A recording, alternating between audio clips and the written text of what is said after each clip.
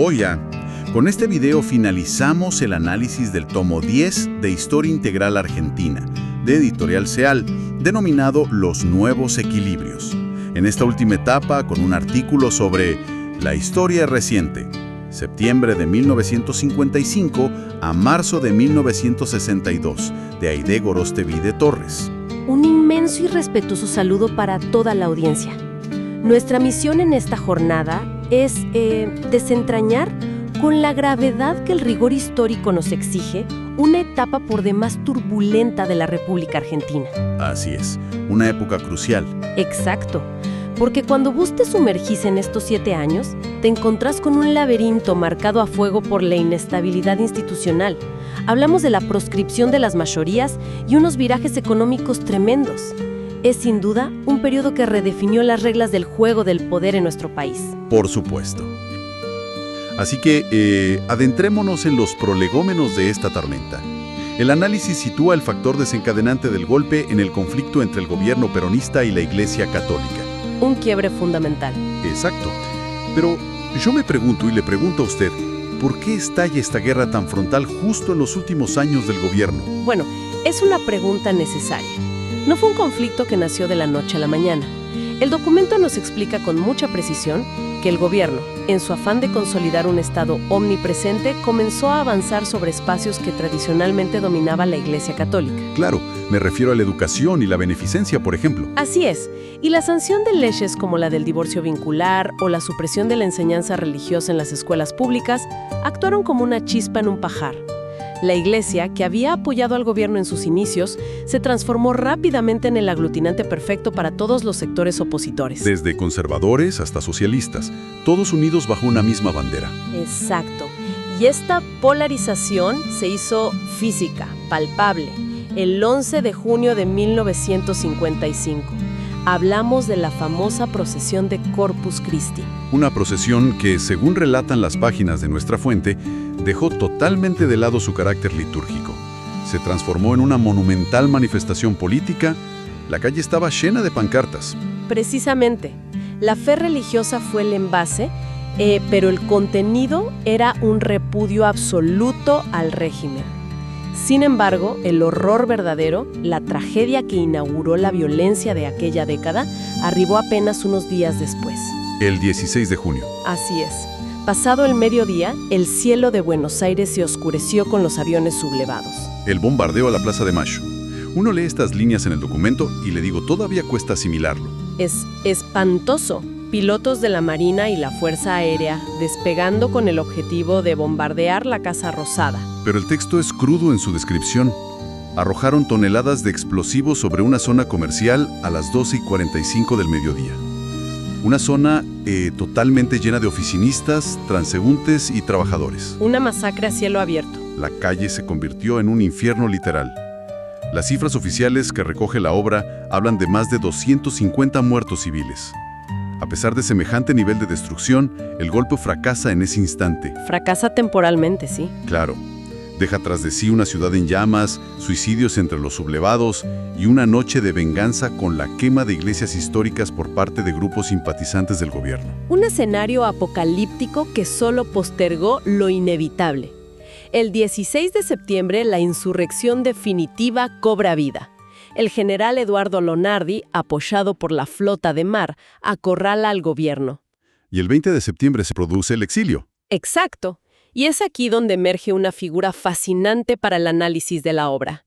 Lonardi asume el poder pronunciando su histórica frase, ni vencedores ni vencidos.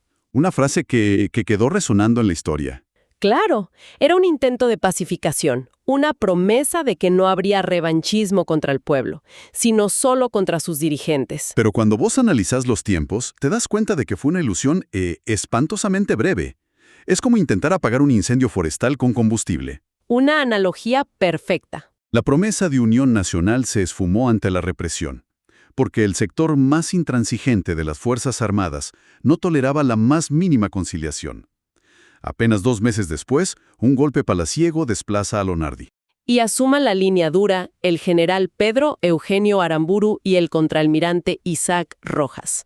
A partir de allá, los vencedores y los vencidos quedaron netamente separados. Y en este punto exacto, el texto nos detiene. Considerando que la polarización absoluta y definitiva y la proscripción de las mayorías populares fueron el preámbulo de una de las etapas más inestables de la historia argentina, ¿qué riesgos corremos hoy al permitir que una retórica de exclusión y odio político vuelva a determinar la agenda pública en favor de intereses minoritarios? Una pregunta tremenda, diseñada para que quien consuma este material no sea un mero espectador. Pero la fractura política era solo una cara de la moneda. Si un gobierno de facto busca erradicar de raíz la estructura anterior, definitivamente tiene que transformar su matriz económica. Y el documento nos narra un viraje de 180 grados. Absoluto. El gobierno convoca al economista Raúl Prebisch, quien elabora un informe lapidario. El objetivo central pasó a ser el desmantelamiento del Estado.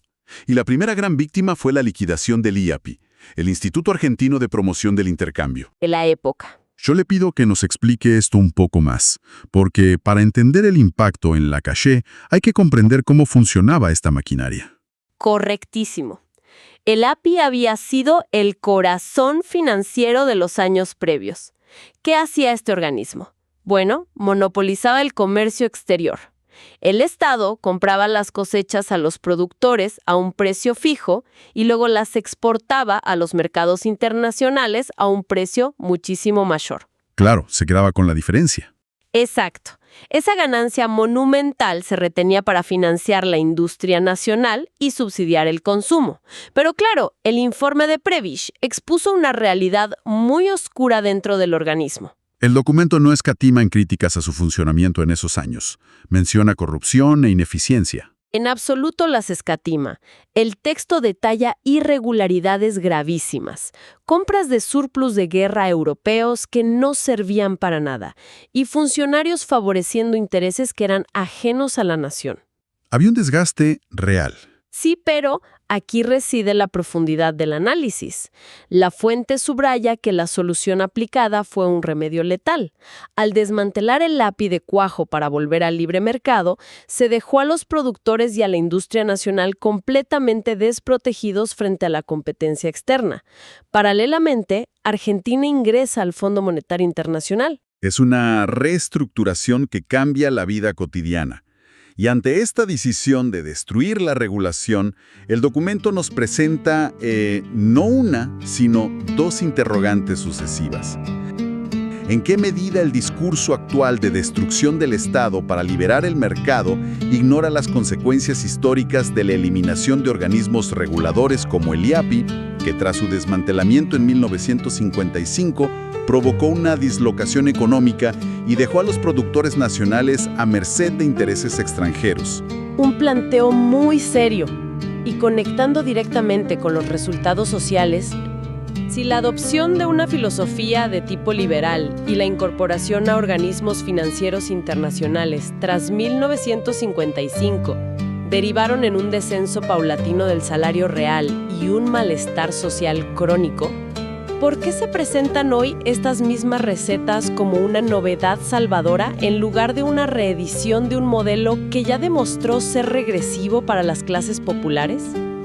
Ahora bien, vos no podés aplicar un plan económico que licúe el salario real en un contexto de proscripción y esperar que la calle se quede en silencio. ¡Imposible! El movimiento obrero reaccionó casi de inmediato. Empezaron las huelgas, los sabotajes, la llamada resistencia. Y la respuesta oficial fue inexorable. La intervención de la CGT y los decretos de movilización militar para quebrar las huelgas. Es decir, bajo la ley militar, si no ibas a trabajar, eras un desertor. Fue un choque frontal de una violencia inusitada. Y el clímax trágico se materializa en junio de 1956. El documento reseña con detalle el levantamiento del general Juan José Valle. Un episodio oscuro de nuestra historia. Totalmente. Fue una rebelión que aglutinaba a militares y civiles que buscaban derrocar al gobierno. La sonada fue rápidamente sofocada, pero lo que marcó un hito imborrable fue la represalia. Se dictó la ley marcial de forma retroactiva y se procedió a los fusilamientos. Fusilaron a militares, incluyendo al propio general Valle, y a civiles en los basurales de José León Suárez. Exacto. La sangre derramada consolidó un odio insalvable. El cerrojo sindical y la represión ocultaban un dilema: la proscripción de la fuerza mayoritaria. El análisis nos lleva a las elecciones constituyentes de 1957. Donde se ordenó votar en blanco, ya que no se podía ni nombrar al líder exiliado. Así es. ¿Y qué nos dicen los números de la fuente? Que la disconformidad se materializó en una avalancha. Fueron más de 2.100.000 sufragios en blanco. Una locura para la época. Era la demostración empírica de una falacia: intentar gobernar dándole literalmente la espalda a la mitad de la población. Un diagnóstico exacto. Y frente a este panorama de control sindical, cuarta interpelación. La estrategia de movilización de los trabajadores mediante decretos y la intervención de los gremios para neutralizar su influencia política en los años 50 encuentra un paralelismo en los intentos actuales de la extrema derecha por criminalizar la protesta social y desarticular la organización sindical bajo la bandera de la libertad. Una vez más, el documento utilizando el pasado para escudriñar nuestra época. Pero avancemos en la línea temporal. Ante la evidencia abrumadora de esos millones de votos en blanco, los militares comprenden que no pueden sostenerse solo con fusiles. Necesitan una salida democrática para las elecciones de 1958. Pero con una condición innegociable: la fuerza proscripta no podía participar de forma directa. Y aquí emerge la figura de Arturo Frondizi y el famoso pacto. Pero para entender esto, tenemos que explicar qué pasaba en el radicalismo que se partió al medio. Un cisma fundamental. La Unión Cívica Radical se divide. Por un lado, la UCRP de Ricardo Balbín, fuertemente antiperonista. Por el otro, la UCRI de Arturo Frondizi, con una visión más pragmática, dispuesta a integrar a las masas excluidas. Frondizi sabía que no podía ganar sin ese electorado. Como un ajedrecista calculador. Así es. Es entonces cuando se forja el célebre Pacto Perón-Frondizi, gestado a través de John William Cook y el empresario Rogelio Frigerio. El trato era sencillo en los papeles. Los votos a cambio de levantar las proscripciones y devolver conquistas sociales. Y la jugada fue un éxito electoral abrumador. Frondizi arrasa y llega a la presidencia. Sin embargo, aquí la historia da un giro fascinante. Ya en el poder, Frondizi despliega el desarrollismo.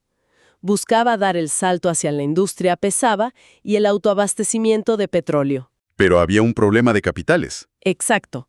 La solución fue la Ley de Erradicación de Capitales Extranjeros. Y acá yo le tiendo a cretear la paradoja, porque es algo que te vuela a la cabeza cuando vos lo analizás. Vos te encontrás con un presidente que llega al poder prometiendo defender la soberanía y termina firmando contratos petroleros con empresas norteamericanas, impulsando leyes que benefician al capital foráneo. Una contradicción tremenda. Como expone nuestra fuente, el resultado fue una concentración empresarial altísima. Las pequeñas industrias criollas quebraron. Parece el eterno espejismo de nuestra historia. Sacrificar el presente esperando una lluvia de inversiones que solo nos dejan endeudados. Su análisis refleja el espíritu del documento. El endeudamiento creció exponencialmente. En lugar de liberar a la economía, la subordinaron a una nueva estructura de dependencia. Y esto motiva la quinta pregunta. Lo escuchamos con atención. Ante el actual fomento de la dependencia del capital externo, ¿cómo deberíamos evaluar el antecedente del gobierno de Frondizi, donde el desplazamiento de los factores de decisión hacia empresas extranjeras resultó en un endeudamiento que triplicaba el importe de las exportaciones anuales en 1962? La respuesta queda resonando en cada oyente. Ahora bien, Frondizi no gobernaba en el vacío. Tenía una crisis inflacionaria en la calle, huelgas y sobre todo una espada de Damocles militar. Y esto nos conduce a la etapa final del análisis. El fin de una era. El texto es tajante al describir cómo las Fuerzas Armadas se erigieron como un grupo de presión permanente. Jamás le perdonaron a Frondizi el pacto. Asistimos a los famosos planteos militares. Fueron decenas de planteos, ¿verdad? Más de 30. Ultimátums continuos. Forzaron renuncias de ministros clave como el propio Frigerio. Y en el medio de esta ebullición, las ciudades ardían por conflictos como laica o libre. ¿Qué tema ese? El artículo 28. Fue una batalla campal en las calles. Frondizi aprueba que las universidades privadas, mayoritariamente católicas, expidan títulos. El país se partió en dos. Pero el desenlace fatal llega en marzo de 1962. Las elecciones provinciales. Frondizi permite que el peronismo participe bajo el formato de partidos neoperonistas. Creyó que los podía derrotar, pero la realidad fue un masazo absoluto.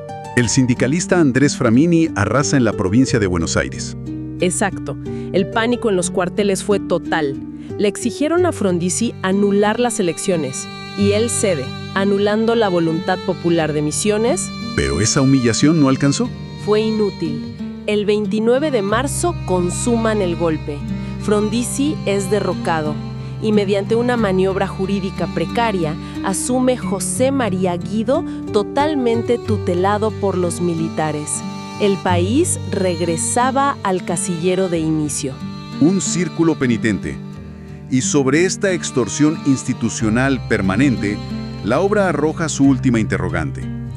Teniendo en cuenta que entre 1955 y 1962 las Fuerzas Armadas actuaron como un grupo de presión constante que limitó el margen de maniobra democrático, ¿cuáles son hoy los poderes fácticos, financieros, mediáticos o judiciales que operan con la misma intención de tutelar o derrocar gobiernos que no se alinean con sus proyectos económicos?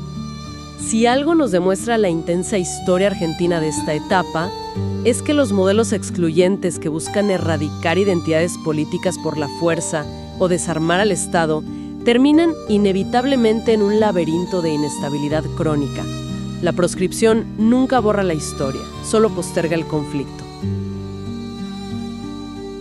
Para quienes buscan ir más allá del simple recuerdo y prefieren navegar entre documentos de valor, visiten el sitio Mágicas Ruinas, un destino obligado desde el 2003. Día tras día extendemos nuestra propuesta a Facebook, reviviendo el pulso de otras décadas con archivos exclusivos. No dejen pasar la oportunidad de suscribirse y encender las alarmas. Acompáñenos en esta travesía donde el pasado siempre tiene algo nuevo que decirnos, para interpelar el presente.